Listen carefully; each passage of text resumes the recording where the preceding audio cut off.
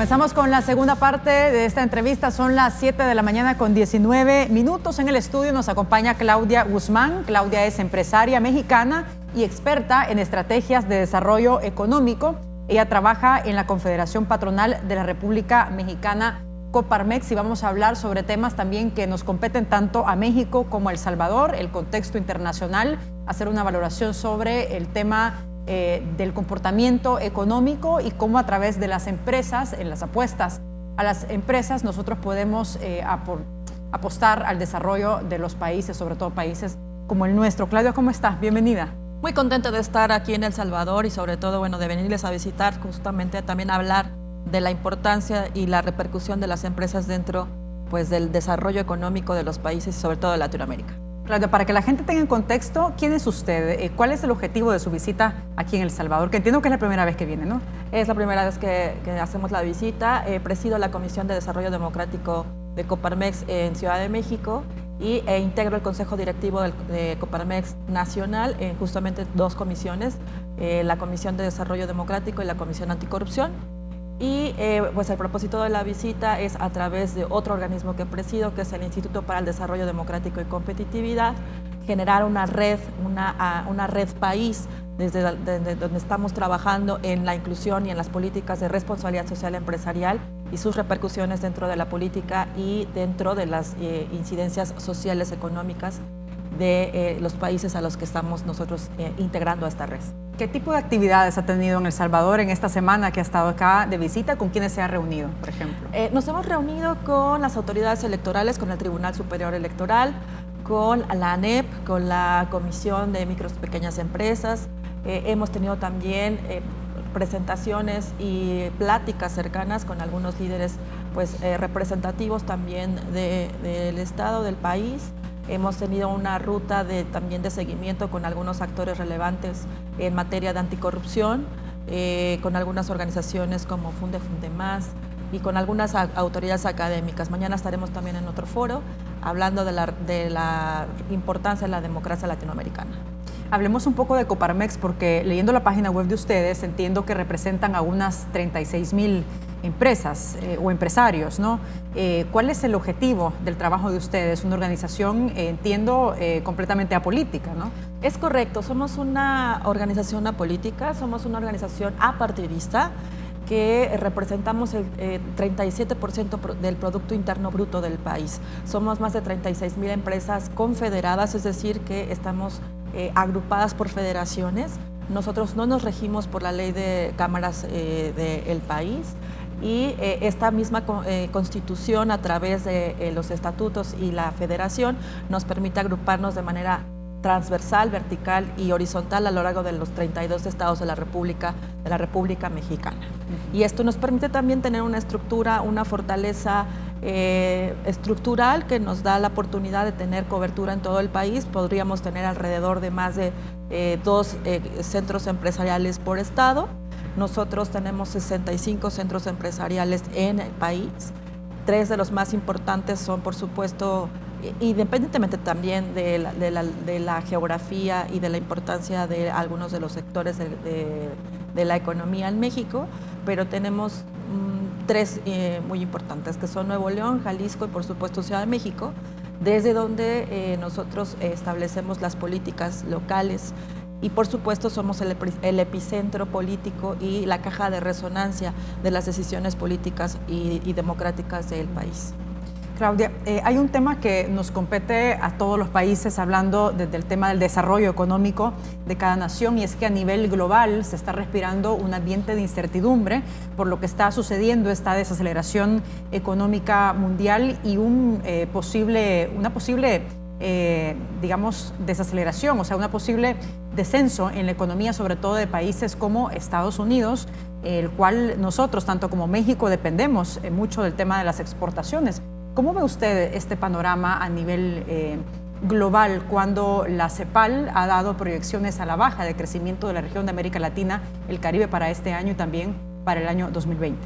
Me parece que en la realidad global hay un gran desafío y debería comprenderse la exigencia mundial de trabajar bajo objetivos, los objetivos de desarrollo sostenible, los objetivos que tienen mucho que ver con los nuevos paradigmas, los cambios en los comportamientos de los sectores empresariales y su relación con los objetivos de desarrollo social, los objetivos de desarrollo democrático.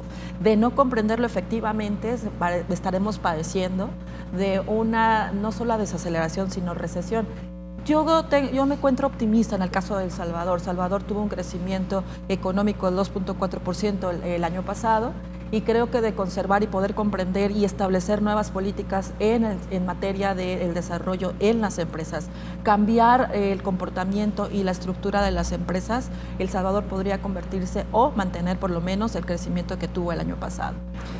En el caso de El Salvador, por ejemplo, el Banco Central de Reserva, y también en similitud con lo que proyecta la CEPAL, dice que para el próximo año El Salvador, el país, podría crecer en el 2.2%. Seguimos siendo el país de la región centroamericana que menos crece, al igual que Nicaragua, por la crisis política que se conoció pues desde el año pasado. ¿Qué factores usted determina o puede identificar como positivos que tiene el país para poder crecer? Creo que uno de los factores positivos que tiene es que se encuentra justo en una transición de gobierno. Se encuentra una transición que le va a permitir establecer nuevas relaciones con su asamblea, establecer nuevas políticas, actualizarlas porque son políticas que son de décadas anteriores, y que es necesario establecer también nuevos marcos legales, nuevos marcos normativos que le permitan establecer criterios de crecimiento, y sobre todo se encuentra en un momento donde hay una gran apertura para que se puedan establecer nuevos mecanismos de comercio exterior. Creo que también es importante reconocer las posibilidades de conocer, y eso es parte de lo que yo estuve platicando con la gente de la NEP, de conocer y reconocer los nuevos mercados y de establecer las nuevas maneras en que se generan las economías en este momento en el mundo, no solamente a nivel país, sino también a nivel Latinoamérica, y por supuesto las relaciones que hay con otros países. Ya no es posible establecer nuevos solamente mecanismos de comercio bilateral, sino tenemos que establecer pautas de comercio local, comercio global, a través del comercio y de la economía colaborativa. Eso es, creo que, entender y extenderse de cómo realizar estos nuevos espacios de interacción con otros países, y por supuesto esto será la pauta y la plataforma para el desarrollo que podría, a través del cual, tener acceso a El Salvador. Ahora bien, en la medida que nosotros dependemos, por ejemplo, de Estados Unidos como nuestro primer socio comercial, arriba del 45% de las exportaciones van hacia el país norteamericano. En segundo plano está Centroamérica. Entiendo que en el caso de México también el 83% en la parte industrial va para Estados Unidos. En la medida que esta desaceleración económica se convierte en una recesión, digamos, como de alguna forma se está temiendo, el impacto que vamos a tener nosotros como país más pequeño, lógicamente, que México, pues podría ser, digamos, mayor, ¿no? Habría que comprender también otra dinámica. El Salvador es un país manufacturero, justamente parte de sus ingresos depende de este sector. Entonces, lo que hay que hacer es identificar también las posibilidades de expandirse y de desarrollar otros mercados, porque efectivamente, si todo se consolida a este mercado, al mercado de la manufactura, donde ustedes obtienen el mayor nivel de sus ingresos, pues eso efectivamente los coloca en una dependencia en este sector. Y creo que también esto lo que podría facultar es que pudiera desarrollar otros mercados y con ello otra relación con otros países. México se encuentra en uno de los 4 países donde los cuales se tienen gran relación y también una apertura a través de los tratados de libre comercio con los cuales se han establecido buena relación. Somos un país que ha tenido colaboración, y creo que también habría que explorar la posibilidad de que en este momento se trabaje con la expansión de otros sectores que le permitan el crecimiento que exige el país.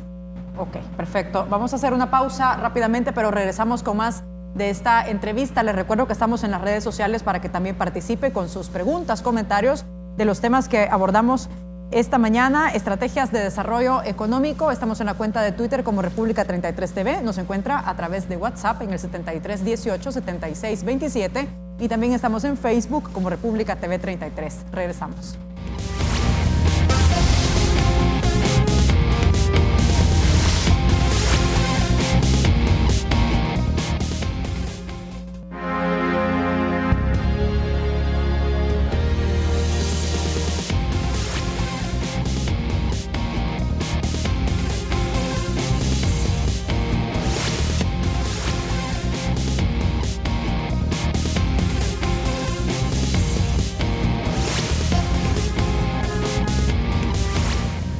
Estamos de regreso esta mañana conversando con Claudia Guzmán. Ella es empresaria mexicana y experta en estrategias de desarrollo económico. Trabaja en la Confederación Patronal de la República Mexicana, Coparmex.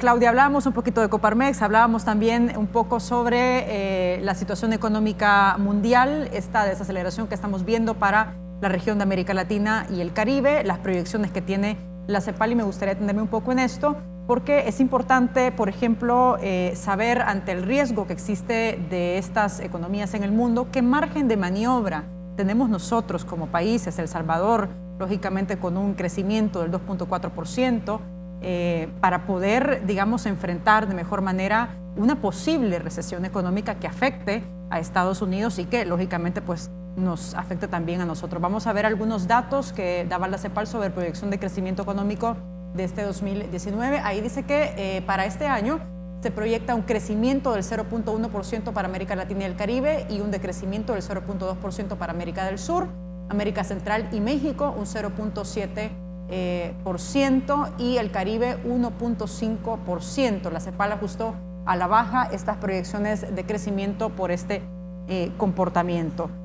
¿Qué margen de maniobra tenemos nosotros como el país? La respuesta es muy sencilla. El margen de maniobra será de acuerdo al manejo de sus respectivas deudas, las deudas que tenga cada uno de los países.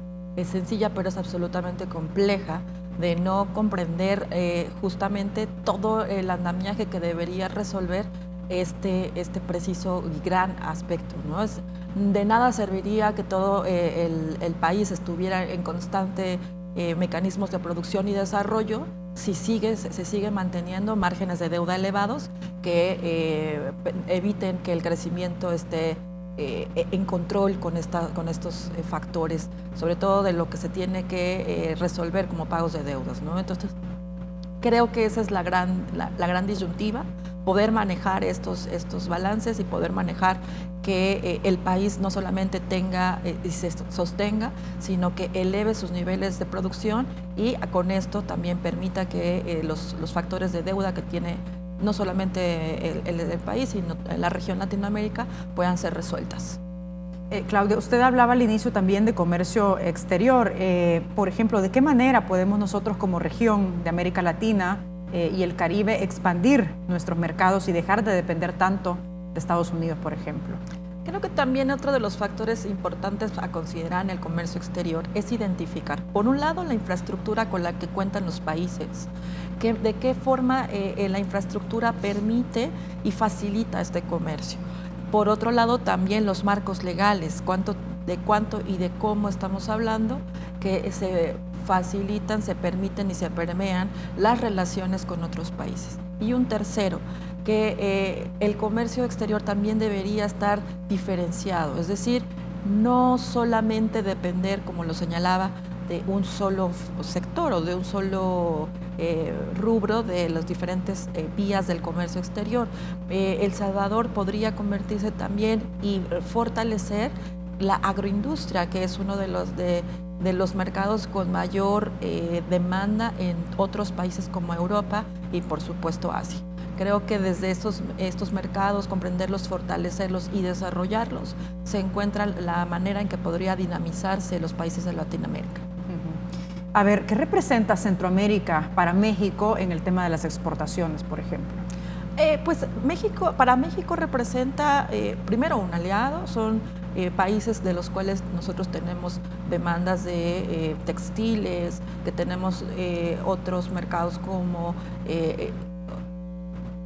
la manufactura, hasta también no solamente podría pensarse que los mercados eléctricos, ¿no?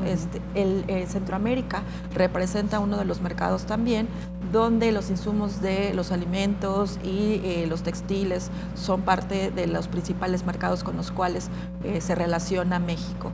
Y por otro lado también es otro de los, como una caja, igual como lo señalaba, una caja de resonancia al respecto de los mercados que se pueden desarrollar en otros países.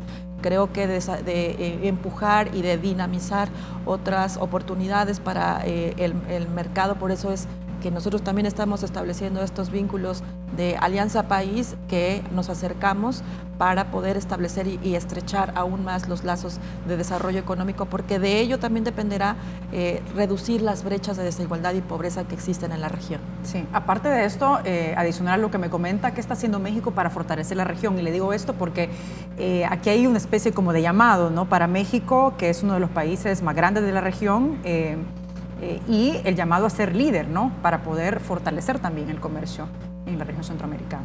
Se está trabajando en un triángulo, para abatir las diferencias y las dificultades que tienen cada uno de los países. Creo que uno de los principales factores que han detenido o que merman a sus países es la migración. México se ha convertido en un aliado para poder fortalecer y evitar que haya más migración y con ello se debiliten las economías y por supuesto la fuerza de producción de cada uno de los países de Centroamérica. México se está convirtiendo en este aliado y lo que establecemos dentro de estas rutas de colaboración es evitar y facilitar que los países se queden con su fuerza de trabajo.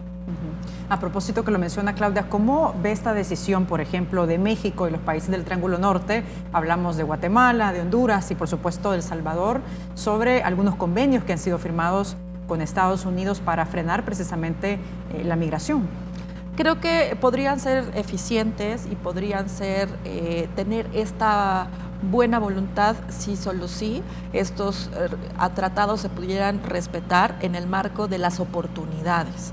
Necesitamos que estos tratados se establezcan y se fortalezcan a largo plazo y que no solo sea una llamada de buena voluntad para evitar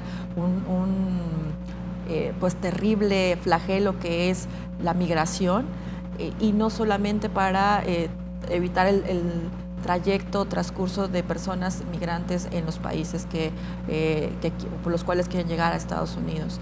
Me parece que es muy importante establecer mecanismos de oportunidades en los diferentes países y que esto debería ser a largo plazo, por supuesto, pero tener medidas de corto aliento en materia de política local.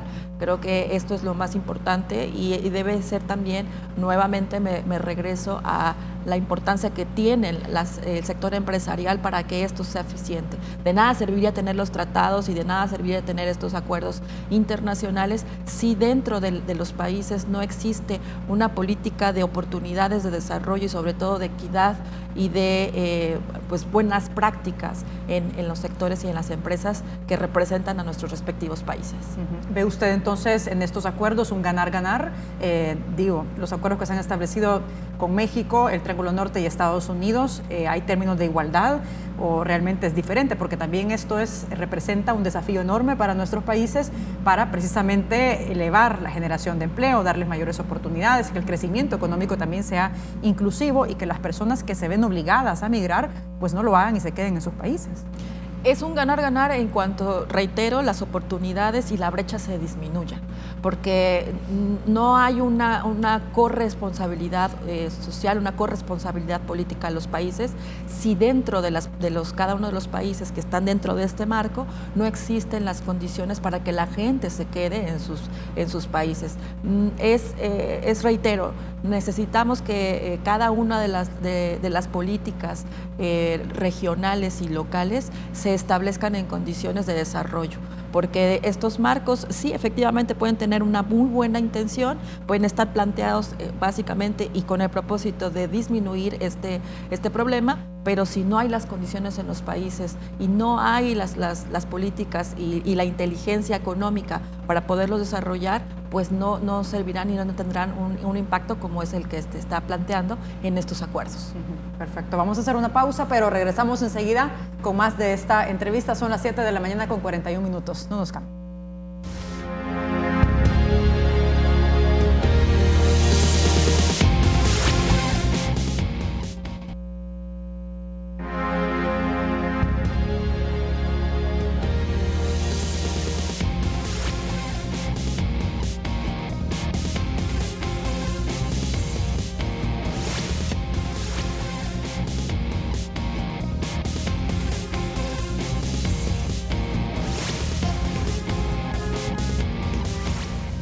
Bien, estamos esta mañana conversando con Claudia Guzmán. Ella es empresaria mexicana y experta en estrategias de desarrollo económico. Trabaja en la Confederación Patronal de la República Mexicana, Coparmex. Claudia, uno de los ejes centrales de Coparmex entiendo que tiene que ver con el tema de anticorrupción. Y usted me comentaba antes, en la pausa, que de hecho esto surge de una iniciativa ciudadana. ¿Cómo surge esto y qué elementos técnicos tienen ustedes para poder establecer mecanismos anticorrupción en las empresas y también en las instancias gubernamentales? Hay que comprender y reconocer, tener una visión de largo alcance en el sentido de la importancia del desarrollo democrático. ¿Por qué lo señalo? Porque Coparmex puede colocar una iniciativa ciudadana a partir de su ley de participación ciudadana que ustedes en su marco sí, se encuentran dentro de esta posibilidad, pero habría que generar los mecanismos como el que nosotros tuvimos y a partir del cual se desarrolla ya el gran Sistema Nacional Anticorrupción. Parte de una iniciativa ciudadana, la iniciativa ciudadana la 3 de 3, donde organizaciones de la sociedad civil y Coparmex proponen al Congreso la iniciativa que exigía la rendición de cuentas de patrimonial, intereses y fiscal, las declaraciones de estas tres materias. A partir de esta 3 de 3 se establece lo que vendría a ser la ley de Sistema Nacional Anticorrupción, todo el andamiaje anticorrupción y que se va instalando en cada uno de los 32 estados de la República hasta llegar a los sistemas locales anticorrupción. Estos andamiajes institucionales, esto tiene una estructura que permite que las instancias que se encuentran en esta normatividad permita la autonomía de las decisiones y la revisión de los casos anticorrupción o de corrupción que podrían estarse fiscalizando. Y todo parte también de una premisa: la rendición de cuentas y la transparencia y el acceso a la información. Ustedes tienen estos mecanismos. De hecho, se está hablando en El Salvador, como le comentaba, de una especie de comisión internacional contra la impunidad. Se dice que va a iniciar y que de hecho está con algunos ya casos que han sido sonados, pero hablamos de una instancia, al menos hasta lo que se conoce hasta el momento, adscrita al Ejecutivo, es decir, que no va a pasar por el Congreso, por la ratificación de la Asamblea Legislativa. ¿Cuáles serían las diferencias, por ejemplo, de una instancia que ustedes tienen en México con una comisión contra la impunidad, como lo hemos visto, por ejemplo, en Guatemala y también en Honduras? La diferencia, y creo que es aquí donde podría ser la debilidad del sistema que ustedes proponen, es que no depende del Ejecutivo, que son órganos autónomos independientes que establecen los criterios de justicia a partir de la independencia y la autonomía de las decisiones del Ejecutivo. Por tanto, tiene la facultad no solamente de revisar los casos de corrupción de los sistemas del Ejecutivo y del Congreso, en su caso Congreso Alto y Congreso Alto, incluso también dentro de las empresas. Y por supuesto que esto permite que tengan los criterios totalmente absolutos y no solamente, hasta podría estar sesgado a un segmento o a una clase política.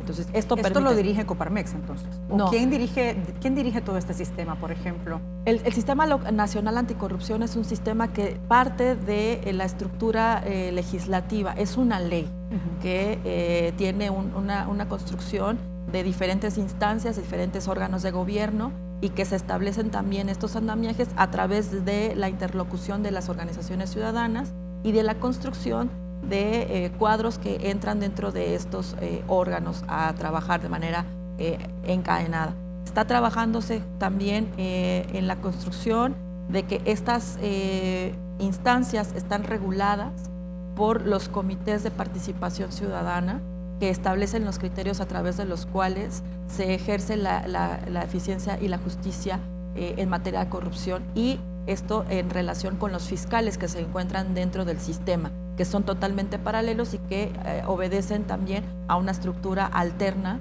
autónoma, insisto, que se encuentra dentro de los casos de justicia anticorrupción. Sí, y eso le da la fortaleza, es decir, una instancia autónoma y legal. Exactamente, y que puede tener esta exigencia en todos los órganos de gobierno, en todas las instancias de gobierno y, por supuesto, tanto en el sector público como en el sector privado, de identificar y de denunciar los casos de corrupción. Lo que garantiza cualquier independencia, ¿no? Es decir, investigar casos, vengan de donde vengan, y si en ese momento pues se tiene que investigar casos del mismo gobierno, me imagino que también lo hacen. Esa es la mirada, ese es el objetivo y, por supuesto, también la exigencia que nosotros como Coparmex estamos en la constante de observar que se siga cumpliendo con esta autonomía y autosuficiencia del sistema, hasta llegar al siguiente nivel de lo que representa esta política pública, que es la integridad de las instituciones, la integridad de las organizaciones y la integridad de las empresas,